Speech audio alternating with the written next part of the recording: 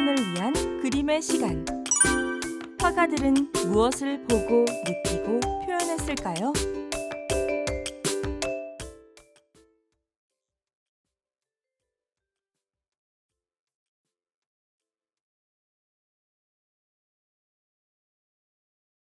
첫 번째, 화가의 시선. 빛, 인상. 모네, 인상, 해돋이. 1874년에 열린 첫 번째 인상주의 전시회에 전시된 작품 인상, 해돋이는 클로드 모네가 르아브르 항구의 아침 풍경을 그린 풍경 유화입니다. 이 작품이 처음 전시회에 등장했을 때는 비평가들로부터 혹독한 평가를 받았습니다. 비평가 루이 르로이는 이 작품을 보고 차라리 미완성인 벽지 무늬가 이 바다보다 더 완성도가 높겠다고 빈정대며 부정적인 의미로 인상적이다라고 했는데요. 여기서 바로 인상주의라는 이름이 생겨났습니다. 처음에 인상주의라는 이름은 좋은 뜻으로 사용된 것이 아니라 오히려 그들을 비난하고 비판하기 위한 것이었죠. 모네의 인상 해돋이는 알라프리마라는 기법으로 그린 그림입니다. 알라프리마는 이탈리아어로 첫 시도에라는 뜻인데요. 이는 밑그림을 그리거나 덧칠하지 않고 한 번 칠하기로 그림을 완성시키는 기법을 말합니다. 기존의 유화 기법은 정확하게 구도를 잡고 견고한 밑그림을 그린 후에 배경색과 바탕색을 칠하고 그 위에 한 땀 한 땀 쌓아 올리거나 온갖 색을 조합하여 공들여 그리는 것이 일반적이었습니다. 하지만 현재 인상주의 화가라 불리는 몇몇 작가들은 대기의 변화와 노을이 지는 한순간을 빠른 분놀림으로 화폭에 담고자 했던 것이죠. 시대는 바뀌었고 새로운 형식의 그림을 그리는 이 젊은 화가들은 프랑스 화단에서 인상주의 작가라 불리며 가장 큰 이슈를 몰고 다니는 화가가 됐습니다.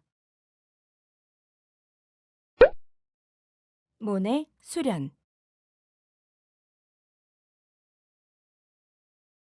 오랫동안 그림을 즐기는 사람들은 주로 귀족들이었습니다. 하지만 산업혁명 이후 부를 쌓은 자본가 계급, 즉 부르주아들이 그림을 소비하기 시작했습니다. 그리고 그들은 새로운 화풍인 인상주의를 좋아했습니다. 과거에는 화가가 아니라 작품 그 자체를 중요하게 생각했지만 모네 이후로는 화가의 개성을 더욱 중요하게 여기게 됐습니다. 이제 화가들은 정해진 틀에서 벗어나 무엇이든 그릴 수 있게 되었고 세상을 다양하게 바라볼 수 있게 되었습니다.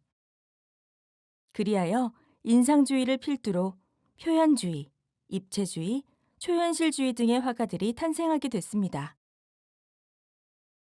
프랑스 바닷가 마을인 르아브르에서 자란 모네는 어린 시절 바닷가나 시골 들판에서 많은 시간을 보내며 변화하는 날씨나 바다 풍경 관찰하기를 좋아했습니다. 자라서 화가가 된 후에도 모네는 정원 가꾸기를 좋아했는데요. 특히 수련을 좋아해서 정원의 연못에 수련을 많이 키웠습니다. 그러던 어느 날 햇빛에 반사되는 물과 수련잎, 그리고 반짝이는 수양버들이 모네의 눈에 들어오게 됩니다. 늘 빛의 다양함을 화폭에 담고자 했던 모네에게 수련은 큰 영감을 주었고 그는 이후 수련을 주제로 한 걸작을 많이 남겼습니다. 마네, 풀밭 위의 점심 식사. 마네는 프랑스에서 가장 악명 높은 화가로 손꼽힙니다. 새로운 시도를 좋아했던 마네는 전통적인 방식으로 그림을 그리지 않아 그림계의 이단화라고 불리곤 했습니다. 이 작품에서는 풀밭에서 4명의 남녀가 식사를 하는 광경을 그렸는데 한 여자를 나체로 그렸습니다. 이 그림을 본 사람들은 깜짝 놀랐고 부끄러운 줄 모르는 뻔뻔한 화가라며 마네를 몰아세웠습니다. 전시가 시작되자 사람들은 마네에게 미풍양속을 어지럽히는 뻔뻔한 그림이고 원근법도 무시된 형편없는 그림이라며 심한 비난과 야유를 보냈습니다. 마네는 이 그림은 새로움을 향한 저의 의지를 표현한 것입니다 라고 말하며 당당히 프랑스 사회의 가식과 위선을 꼬집고자 했습니다. 이 작품은 당시의 일반적인 원근법을 무시한 그림이었습니다. 당시에는 짙음과 흐림으로 물건의 원근을 나타내야 했지만 마네는 어두운 곳도 반사광의 영향으로 무조건 검은색은 아니라고 생각했습니다. 풀밭 위의 점심 식사는 에두아르 마네를 당시의 고정관념을 깬 작가로 이름을 알리게 해준 작품이었습니다. 그 후 마네는 많은 인상파 화가들에게 큰 영향을 주며 인상주의를 꽃피우게 합니다.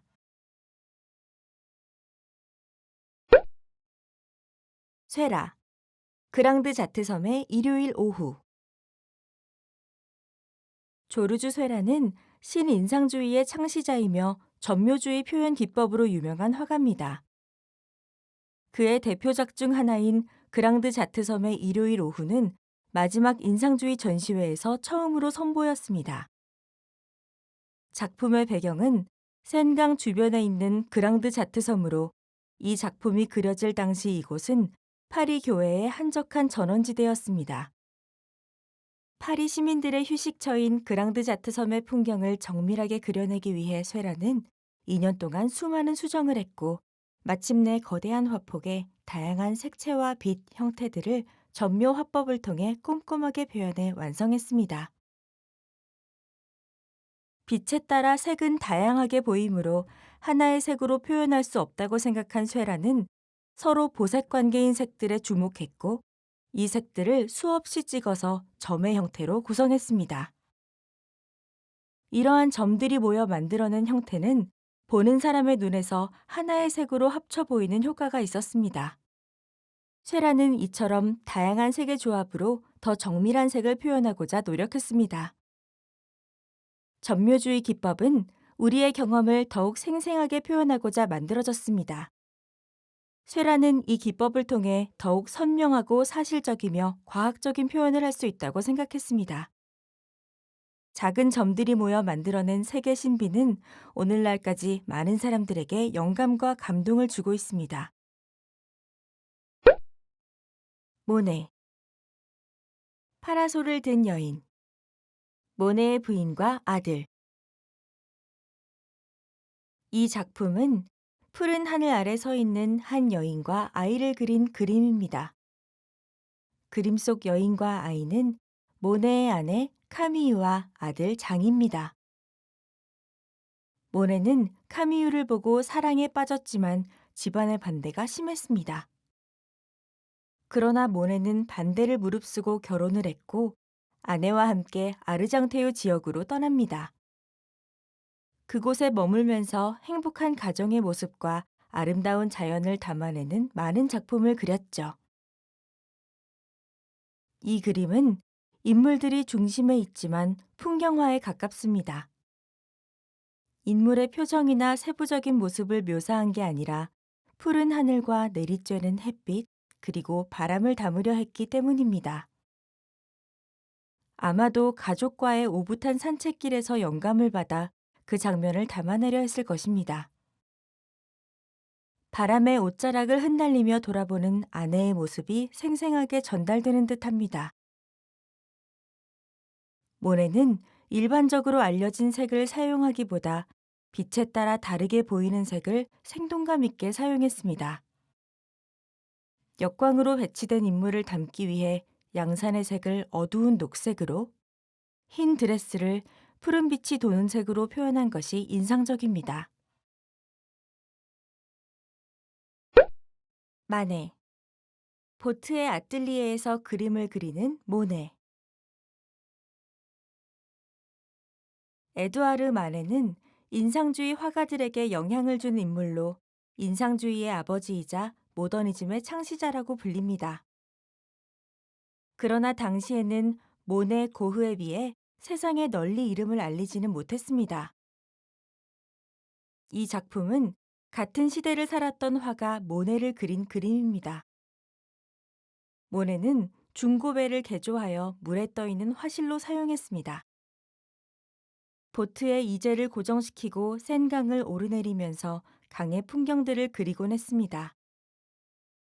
이를 흥미롭게 생각하던 마네는 모네의 모습을 화폭에 담기로 했고 인상주의 화법을 사용하여 역동적이고 생기 있는 붓질로 수면에 넘실대는 빛의 반사를 정확하게 묘사했습니다.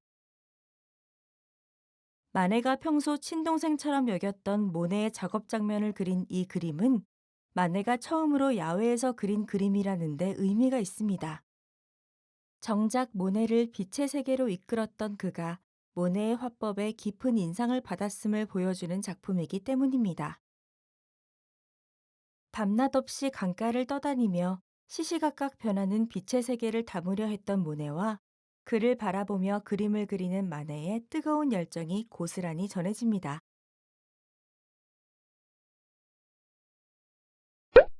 마네, 피리 부는 소년.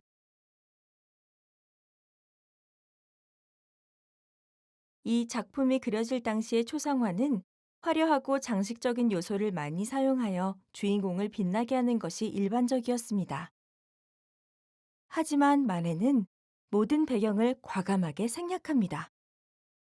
그리고 실물 크기의 소년을 초상화의 형태로 꽉 차게 그렸습니다. 배경이 없이 인물만 돋보이니 마치 스튜디오에서 촬영한 사진 같은 느낌을 줍니다. 이 작품은 마네가 스페인의 프라도 미술관에서 본 벨라스케스의 작품에서 영감을 받았다고 하는데요. 너무도 파격적이었던 이러한 붓터치 기법이 당시에는 인정받지 못해 살롱전에서 낙선했지만 지금은 프랑스 오르세 미술관을 대표하는 작품이 됐습니다. 그림 속 소년은 프랑스 근위대의 고적대 소년병입니다. 허리에 금빛 피리통을 차고 두 손으로 30cm 길이의 검은색 피리를 연주하고 있습니다. 이 작품은 손과 발 부분을 빼고는 그림자가 전혀 없이 평면적으로 묘사됐습니다. 화려한 배경을 넣지 않고 평평하게 인물을 묘사해도 살아있는 듯 생생하게 보이는 것이 이 그림의 큰 특징입니다. 마네는 자신이 그린 대상보다 그림 자체를 더 중요하게 생각했다고 합니다. 그는 빛보다 색채로 더 생동감 있게 표현하려는 기법을 소개했고, 작품을 꿰뚫어 보는 것보다 작품 그 자체를 보는 것으로 사람들의 인식을 변화시켰습니다. 쇠라, 서커스. 전묘법으로 유명한 조르주 쇠라의 마지막 작품인 서커스입니다. 당시 프랑스 시민들에게 인기가 많았던 서커스장의 모습을 담은 그림입니다. 노란색 옷을 입은 고개사가 달리는 말 위에서 아슬아슬하게 묘기를 펼치고 있고 광대들은 공중제비를 돌며 공연을 하고 있습니다. 신나는 음악과 역동적인 공연이 생생하게 펼쳐지는 듯합니다. 서커스는 쇠라가 가장 마지막으로 그린 작품으로 미완성이었지만 출품에도 충분하다 여겨 전시를 하기로 했습니다. 작품을 설치할 때 쇠라는 갑작스레 병이 악화되어 세상을 떠나게 됩니다. 그래서 이 작품은 끝내 미완성으로 남겨지게 되었죠. 이 작품은 매우 세밀한 전묘법으로 그려졌습니다.